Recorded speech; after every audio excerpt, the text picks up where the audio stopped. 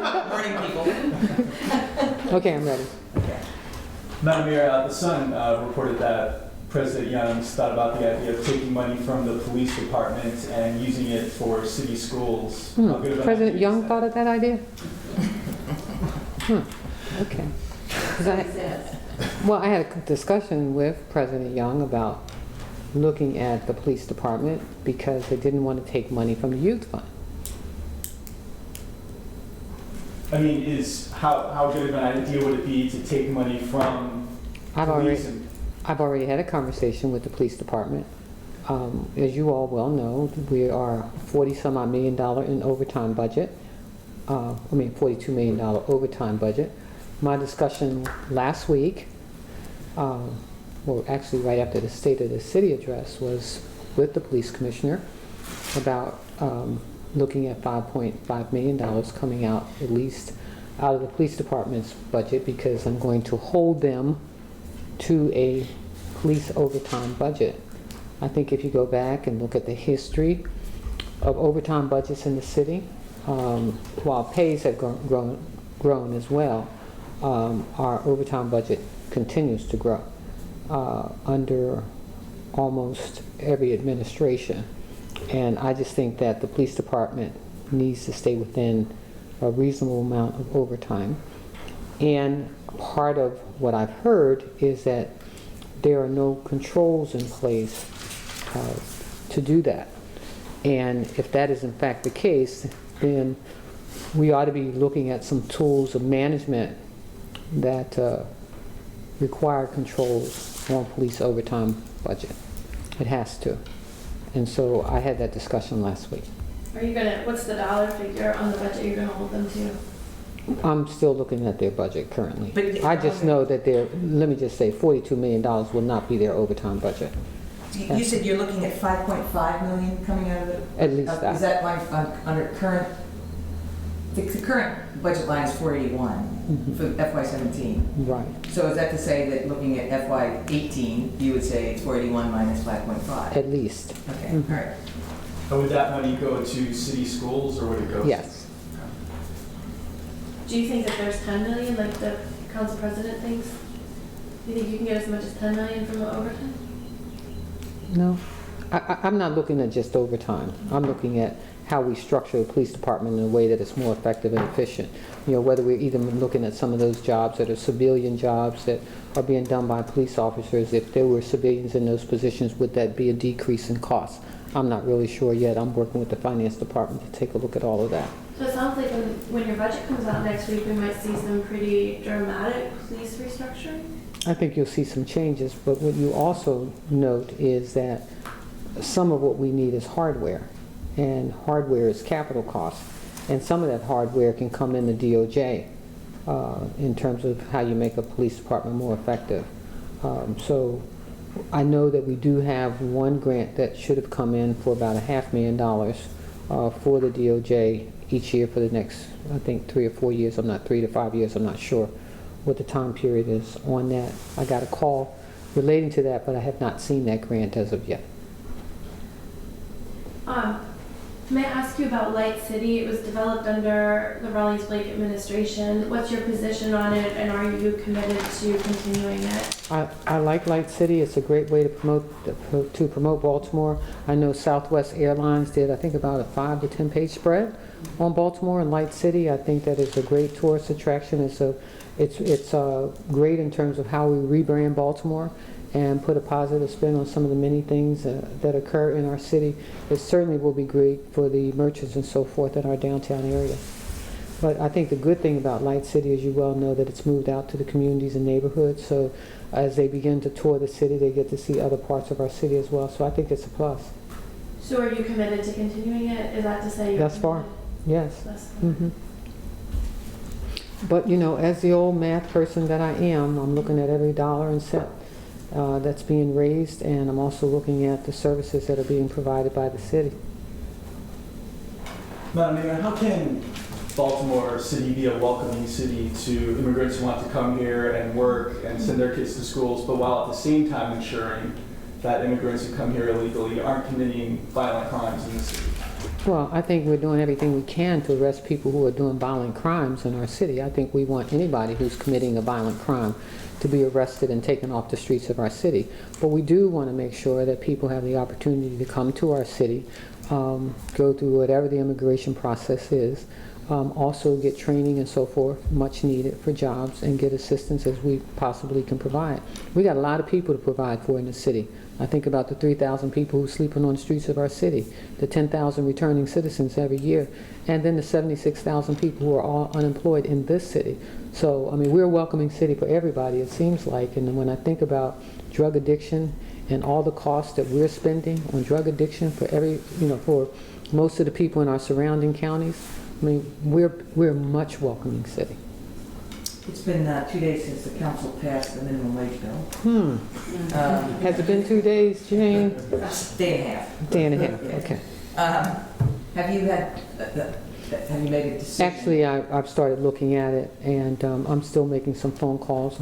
I'm talking to people in the community. I'm also talking with other county executives as well, because the key for us is what's going to happen in the surrounding counties. I've gotten calls from companies and corporations who said that they will move, to the surrounding counties if they have to go up under this. I think the thing about this, which is why it's not as important this year to me, is because we're going to move with the state's minimum wage. The minimum wage increases for 2018, goes to 10, and the council's minimum wage bill does the same thing. So I'm not as concerned about what they have on the table for the next year or so. I'm concerned about what happens in those out years. And I'm also concerned about the companies and corporations who've already said that, we have an issue with this. But I'm also concerned about the number of people who have no job experience at all, who need to get to work. And you see it when you go in your supermarkets today. Everything's being automated. We don't want to put our people out of work who don't have skills, who need the assistance. And so I'm taking a holistic approach, evaluating this bill, and should make a decision in the next few days. When you talk to county executives, are you having a conversation about what they're going to do? Yes. Yes. And what's the sense? Do you get the sense well, that there's any impetus around the region to right. also increase the wage? So we've lined those phone calls up for today. So I want to have a conversation with all my county executives to see what they're thinking about, for their counties. At what point do they think that they will be increasing their minimum wage, and what impact that will have on them as well as our entire region. I think if we were moving regionally, it would be better for this city. If we were moving together as a region, I think then we could spur the state. But unless we're moving as a region, I think that it presents a problem. So I need to have those conversations as well. How will the possibility of a veto-proof majority in the city council influence your decision on whether to support the minimum wage bill? I'm going to do what's in the best interest of Baltimore. I really am. But the city council also passed a resolution this week about the state center project. That is still kicking around, it seems. Is it? Look, there's a picture of me, and I can show it to you all, standing with shovel in hand at State Center in 2000. I think I was standing with Mayor, was it Governor then, Martin O'Malley, and so we had. Early. Might have been early. Might have been early. Well, I know Sean Tarrant was in that picture as well, and we were standing there at State Center, and so 8 years of that administration, 4 years of, whatever. It's been 14 years. We need to get State Center moving. My concern most about State Center are the people who are working there currently, being maintained in Baltimore City, and a building that says State Center in Baltimore City. And that's my goal, that's my objective. I have been, as you all well know, consumed with the city's school budget. Right. And I'm still smiling, look at me. And, okay, that said, I know there's one more little question on that. Metro West is coming online. There was a parking garage design presented at UDARK last week. The developer is moving ahead with putting in a giant 2,200 car parking garage with hopes of having some kind of employment center or something there. There's some talk, some buzz that it could be the new state center area. Ooh, that sounds great. I don't know. I mean, I haven't seen it yet. Nobody's brought it to me. As soon as it comes to me, I'll take a good look at it. But, you know, we've got people in economic development that might have more knowledge of that, and I'm sure they'll brief me shortly. Can we get back to the financial control issue of Yes. the police department's budget? Since we've had this conversation going about the amount of overtime, and has anything changed in that agency in terms of how they're watching their overtime, how they're controlling it, how they're distributing it? Well, I can tell you that the conversation has been that there's no technology in place. So the question becomes, and this is another conversation I'm having with former Mayor Kurt Schmoke. Someone said, you know, Kurt Schmoke said, this is the budget and this is what it's going to be.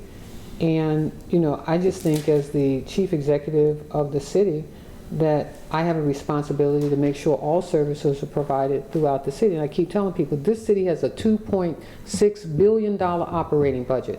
School system, $1.4 billion operating budget. I've got to provide services, fire, police, and everything. But as the chief executive, I have a responsibility to make sure that we're operating fiscally responsible. So that means if tools aren't in place, Jane, to make sure we can turn the spigot off, then we need to put a spigot in that can turn off. That has an off and on. What's happening on that front? I mean, is there a person, a vendor, something like that? We're looking at technology because there've got to be some controls at least at the police at the patrol level where we see a lot of our overtime coming in at. We've got to have some kind of restraints there, and that's why I'm having this conversation with Kurt about, you know, what did you do? Did you just say, you know, this is it? You know, live within it.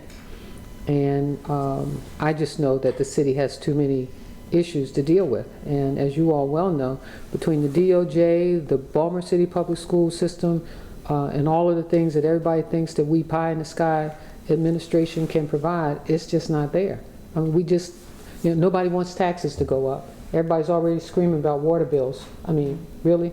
So as my mother would say, can't get blood out of a turnip. Don't have a money tree. What would you like the public to know that your police department is doing proactively to address this crime, this homicide, the fire bombings? Like, what should the public know that your police commissioner is doing to address crime right now? Well, we've got targeted crime areas. We are on the street. As you well know, 87 new cadets in the police department. Just in the last few months that I've been in office, we put at least 100 more police officers on the street with 87 coming out. But these problems are not just police patrolling your street.